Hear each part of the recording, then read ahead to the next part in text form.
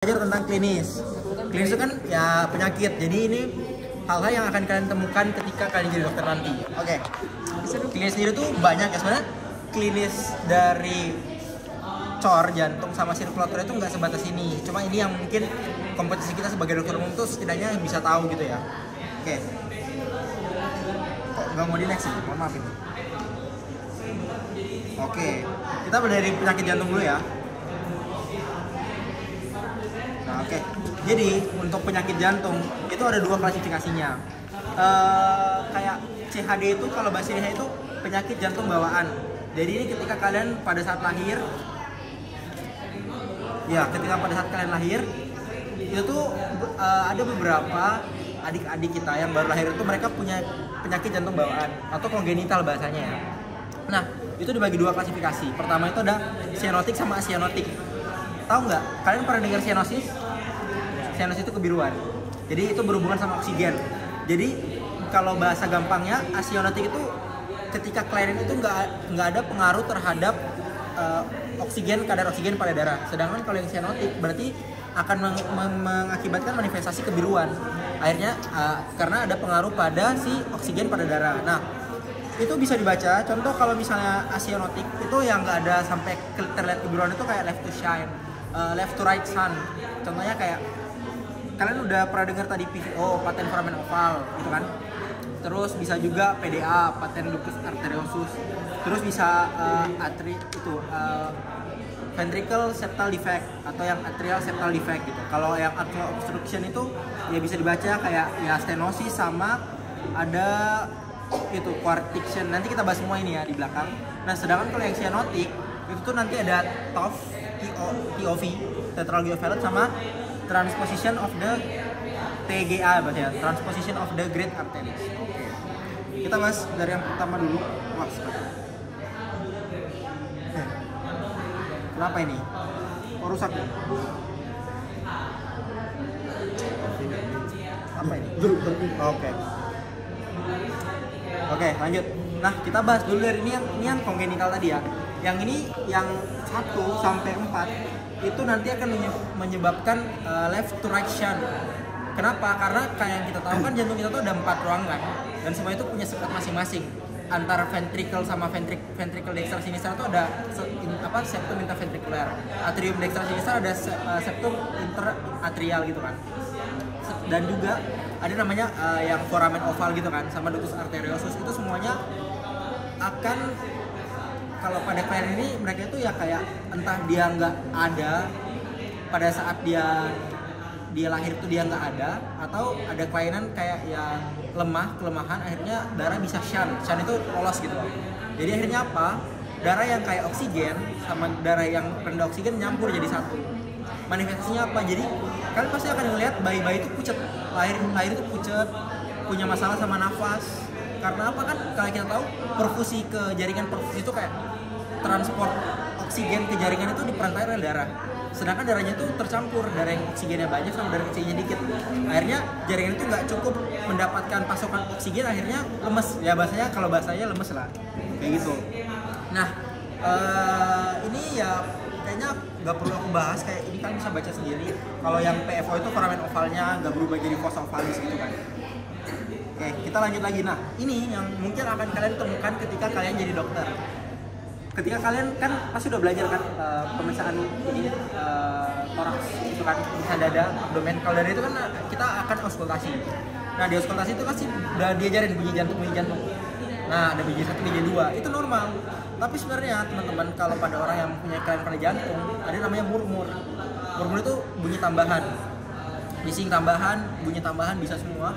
Nah, untuk murmur sendiri itu bisa disebabkan karena ada namanya stenosis, ada regurgitasi. Nah, bisa dibaca kayak ya kalau stenosis itu katup jantungnya itu gagal untuk apa ini? Gagal untuk membuka. Jadi contoh ketika ini harusnya opennya kayak gini.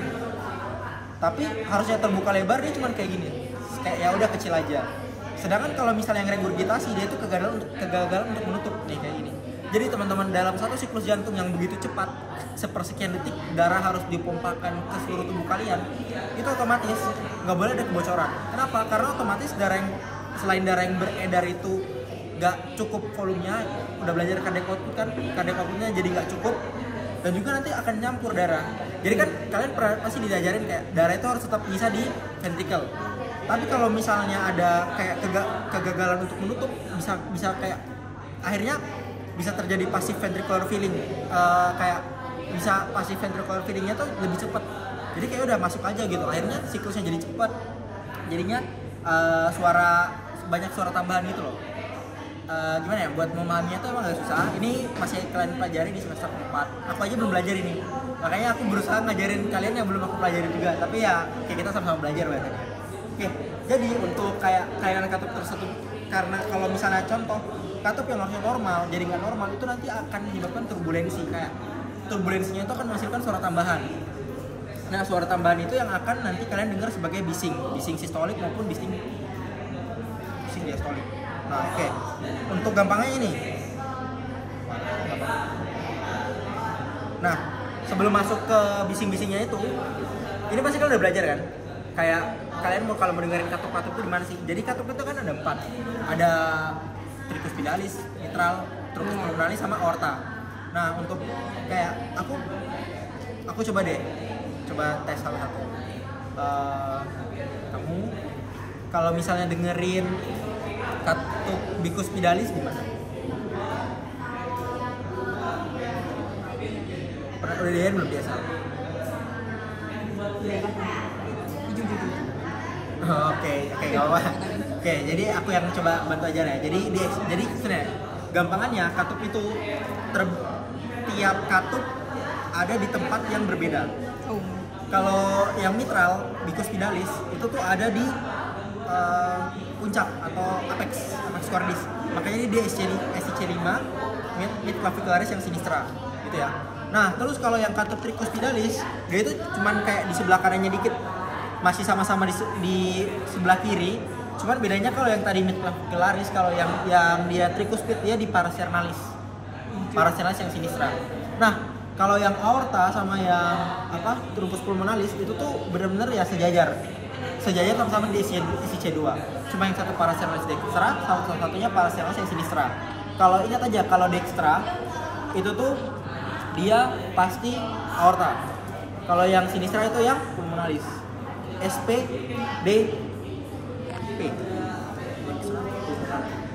SADP. Oke. Kebalik ya. Udah nanti baca aja ya. Oke, kita lanjut. Nah, ini murmurnya tadi. Murmurnya sendiri tuh ada singkatannya. Kalau teman-teman tahu ada Mr. S sama Mrs. R. Kalau mitral, jadi kalau tadi regurgitasi itu apa regurgitasi? Kegagalan menutup. Oke, kalau misalnya yang stenosis buka. Oke, jadi MRAS. Kalau mitral regurgitasi dan aortic stenosis, dia nanti akan menghasilkan bising sistolik. Sedangkan kalau misalnya MS berarti mitral stenosis, aortic regurgitation akan menghasilkan bising diastolik. Oke. Dan itu kalian bisa dengerin nanti kayak kalau dianalogikan itu loop gitu loh. Nah ya, kalau loop itu bahasanya itu yang sistolik, loop itu yang diastolik. Nanti kalian bisa denger kalau sendiri ya, kalau misalnya udah jadi dokter. Soalnya di lab pun di skill lab pun nggak diajarin nih. Soalnya ini kita yang bayar yang normal aja sih. Aku pun kayak sampai aku blok klinis belum belajar yang patologis. Oke, quartiatio. Ya, quartiatio itu kayak penyempitan. Jadi itu penyempitan pada aorta. Sering itu banget terjadi di daerah dekat-dekat sama ductus arteriosus. Ductus arteriosus ini jadi mana tepatnya pada saat kalian pada masih bayi. Jadi untuk ductus arteriosus itu dia itu mana ya? Nih harusnya nyambungin ini sama ini. Jadi yang nyambungin aorta sama yang arteria pulmonalis. Gitu. Vena pulmonalis maksudnya. Oke. Kita lanjut. Nah, atresia valva tricuspidalis. Jadi kalau atresia itu artinya dia nggak tercipta. Jadi pada ada adik-adik kita bayi yang baru lahir itu tuh mereka tuh lahir dengan tidak terciptanya katup-katup itu teman-teman. Nah, ketika nggak ada katup, otomatis kan ya kayak tadi ada left to shine juga kan. Kayak bahkan bukan left to shine lagi ya. Artinya darahnya udah nyampur, udah nggak lolos lagi. Kalau tadi cuma karena emang kelemahan atau karena emang ada bolong, kali ini emang kartupnya tuh nggak ada. Jadi valve-nya tuh nggak ada. Jadi ya udah jaraknya nyampur-nyampur aja gitu di situ. Oke. Nah, ini PDA, PFO, aku udah sering banget jelasin. Nah, kita ke sini. Jadi kita sekarang belajar tetralogy of Fallot. Ini sering keluar di responsi. Jadi TOF itu merupakan suatu kelainan kongenital di mana nanti dia itu tadi dia bagian dari yang cyanotic. Otomatis ketika anak lahir dengan TOF itu dia biru. Nah, jadi tetralogy of Fallot itu ada 4 penyakitnya. Nih, pertama ada VSD, ventricular septal defect. Tadi ada shunt kan, kalau VSD kan shunt kan, otomatis darahnya lolos. Nah, ketika lolos campurlah darah yang oksigen sama yang kaya sama yang rendah oksigen. Terus habis itu pulmonary valve stenosis. Tadi stenosis itu kegagalan untuk Membuka. Oke. Nah, ketika terjadi stenosis, otomatis nih, itu bisa lihat di sini. Nih, ini kan kayak ada sumbatan ya. Nah, otomatis ketika ada sumbatan, darah yang harusnya mengalir ke arteri pulmonalis itu tuh malah masuk ke aorta. Jadi aorta itu terlalu besar outflow yang keluar dari aorta. Makanya jadi bisa kayak aliran darah yang ke aorta itu besar banget. Nah, terus ada namanya overriding aorta atau dextroposisi aorta. Nah, ketika tadi aorta yang terlalu besar flow-nya dikeluarin, akhirnya dia malah ngikut ke VSD-nya gitu loh. Dia agak tertarik ke arah VSD, ke arah ventricle-nya gitu loh. Nah, terus habis itu ada yang ventricular right hypertrophy. Jadi karena tadi darahnya itu udah nyampur dan itu kerjanya jantung itu kan jadi makin berat kan. Jantung itu harus kan jantung ngompa kan ke atas supaya bisa lewat si arteri pulmonalis. Tapi arteri pulmonalis itu kan kesumbat. Otomatis jantung itu kayak berusaha kayak kok nggak mau keluar, dipompa makin kenceng. Akhirnya jantungnya hipertrofi. Kayak otot kalian pakai terus angkat-angkat beban jadi gede kan. Gitu pun otot jantung. Tapi kalau di jantung itu malah berbahaya. Karena ketika otot jantungnya itu membesar, otomatis ketika suatu saat dia terjadi kelemahan karena udah capek dia memompa, ya jantung bisa berhenti memompa gitu loh. Selain itu ketika memompanya sampai terlalu besar gitu ya. Jadi selain hipertrofi, jadi si aorta itu tadi malah makin overriding gitu loh. Akhirnya jadi makin kayak bengkok gitu aksisnya aorta. Itu sudutnya. Nah, ini TGA. TGA ini sama kayak TOF. Oh, TOF itu ini gambaran khasnya. Dia itu kayak boot shape. Makanya tetralogy of Fallot. Tetralogy of Fallot itu bentuknya kayak sepatu koboi. Tuh, sepatu koboi. Itu nanti aku bagian PPT-nya sih. Itu ada sebenarnya di sini tuh ada kayak udah jelas sih di situ. Oke, kita lanjut lagi ke sini.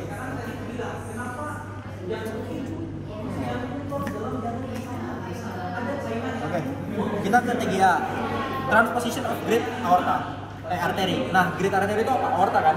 Satu-satunya arteri yang paling besar di tubuh kita adalah. Oke. Tapi teman-teman uniknya ketika kalian kongenital ini, aorta itu kan harusnya dia itu pusatnya itu dari yang ventricle kiri kan? Ventricle kiri mompa. Tapi aorta itu malah dari ventricle kanan. Ketukar gitu loh. Malah arteri pulmonalisnya itu yang dari ventricle kiri. Otomatis darah yang dialirkan ke seluruh tubuh itu darah yang mengandung banyak CO2, bukan CO2, kekurangan oksigen. Akhirnya apa? Ya perfusinya jadi turun dan jaringan itu kekurangan oksigen. Akhirnya apa? Membiru gitu ya. Dan ini tuh untuk penanganan TOF sama TGA ini rata-rata operatif. Jadi dokter akan mengubah kalau TGA itu diputar balik. Jadi aortanya dipotong, disambungin sama yang ventricle yang kiri, terus kalau yang satunya disambungin sama yang kanan gitu ya. Kalau yang TOF itu tadi diperbaiki yang tadi shuntnya, yang tadi ventricle septal defect-nya ditutupin, terus habis itu yang namanya stenosisnya dihancurin. Kayak stenosis kan hambatan kan, kayak ada sesuatu yang menghambat, stenosisnya diperbaikin, akhirnya membaik lagi kok itu. Oke. Itu namanya tadi intracardiac operatif kalau yang di TOF tadi tuh. Itu nice stenosis. Oke, ini HLHS, hyperplastic left heart syndrome. Ini ya kayak namanya hiperplastik. Jadi kalian lihat ini kan harusnya sebesar ini kan, tapi dia hanya ke sini ventricle-nya. Ini kelainan jantung bawaan juga sih. Jadinya apa? Darah yang ke tubuh itu nggak ada. Bisa lihat orang tuh masih lemas pertama. Habis itu ya orang yang kalau misalnya darah yang sedikit otomatis organnya itu berbahaya, bisanya jadi shock juga karena organnya nggak tercukupi untuk asupan oksigennya. Oke, kita lanjut ke cardiac tamponade. Cardiac tamponade ini suatu kondisi kegawat daruratan. Jadi kondisi kegawat daruratan di mana kan kalau kita tahu core itu dia ada di dalam cavum pericardium. Tapi cavum pericardium itu terisi sama cairan, mau darah. Jadi ketika cairan dan darah itu terisi otomatis kan jadi gimana ya? Kalau ini anggapnya ini pericardium nih. Ini jantung. Tapi jantung itu kan otomatis dia akan membesar dan mengecil kan kalau kontraksi. Bayangin ini penuh dengan cairan. Cairan tekanannya tinggi, akhirnya dia nggak bisa pompa. Jadinya hypotension. Makanya kalau misalnya cardiac tamponade ini harus segera ditangani karena ini kondisi kegawat daruratan. Kalau nggak ditangani dia bisa langsung terjadi hipotensi, terus shock hipovolemik, ya pasiennya bisa pindah alam gitu ya bahasanya. Oke, kita lanjut ke cardiac river pain.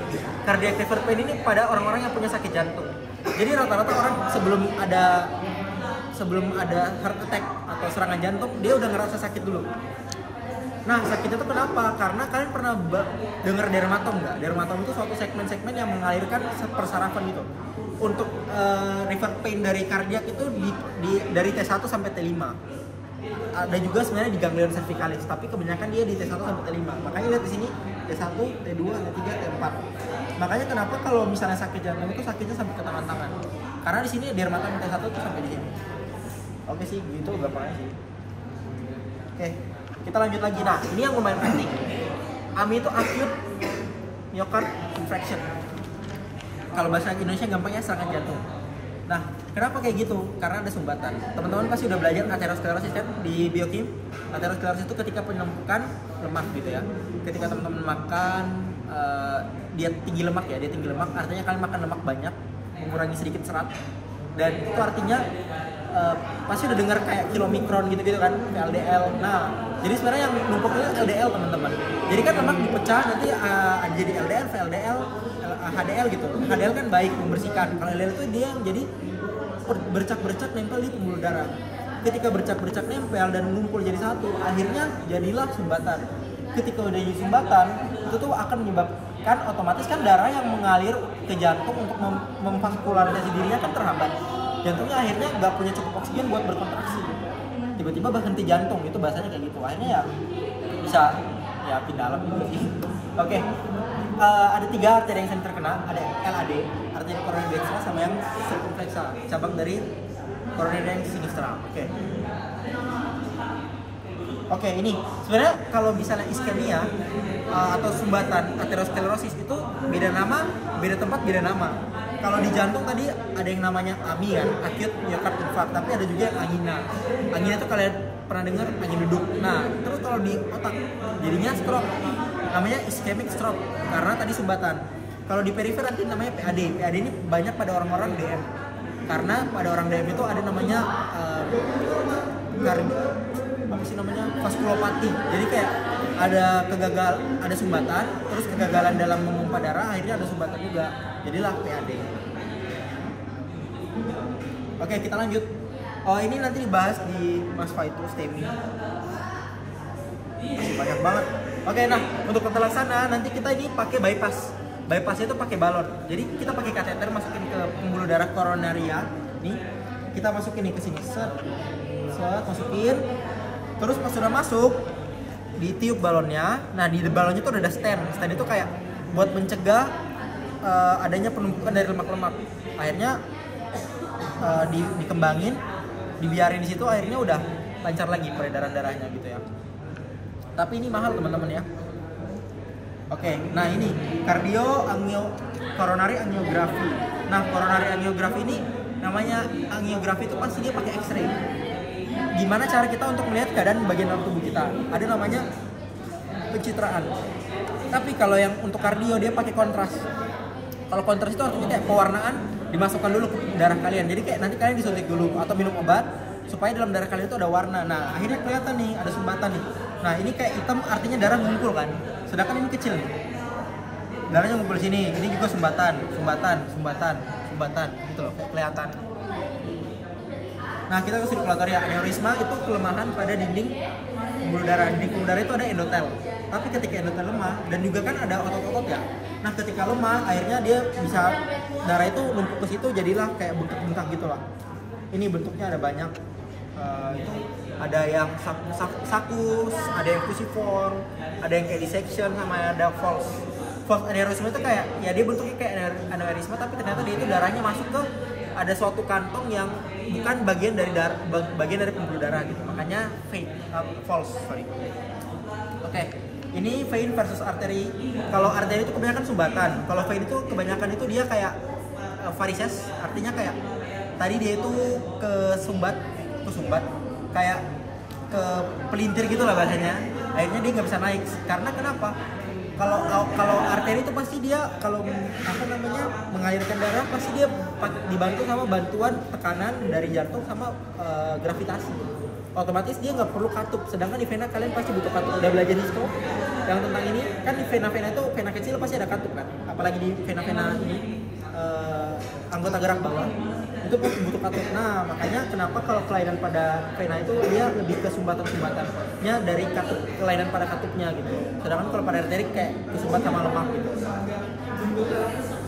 Oke, ini CPR kalian belajar di semester 1 nanti 4 2. Ini kondisi kegawat daruratan dan kalian semua harus bisa ketika ada orang jatuh di tengah jalan, kalian pertama harus cari tahu penyebabnya apa. Kalian curiga tanpa kayak dia jalan tiba-tiba jatuh, kalian harus cek dulu darahnya nerve-nya, pulsasi arteri sama pernapasannya.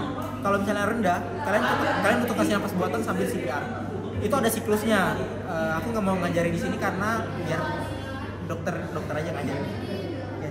Ini nice to know, nanti kalian pelajari di sesi depan. Ini tadi pertanyaanku kalau pembuluh arteri ini bakal keluar di responsi kayaknya ya. Kayaknya kalau dari spill-spillan dari dokter sih, cuman kayak hafalin aja. Ada 6. Ini apa ini? Jelas posterior ini. Terus dari sini. Ini. Radialis, axillaris. Ya, axillaris. Bisa. Klik keras Bisa. Sama sini. Sama karotis. Nah ini bakal keluar juga ya, soalnya disuruh ngajarin kalian. Jadi ada namanya blood ABG. Ada baru gede. Arterial blood gas. Jadi arterial blood gas ini pemeriksaan yang penting di lab patologi klinik. Kalian ngecek di darah kalian tuh kandungan elektrolitnya gimana, oksigen CO2-nya gimana, itu dari sini. Nah, untuk pengambilannya di arteri radialis. Arteri radialis bisa juga di femoralis. Jadi cari arteri yang gampang untuk dijangkau. Itu keluar sih, ingat aja dua itu. Kayaknya ya, dokter Doni soalnya udah suruh ngajarin. Limfadenopati, pembesaran limfadenopati itu pembesaran pada kelenjar limfe. Kebanyakan karena infeksi, tapi bisa juga karena keganasan. Kalau infeksi, kalian ingat aja pasti infeksi TB. TB itu kayak erat banget hubungannya sama limfadenopati. Kalau keganasan adanya limfoma gitu. Oke, ini segitu sih. Next. Terima kasih, Mas.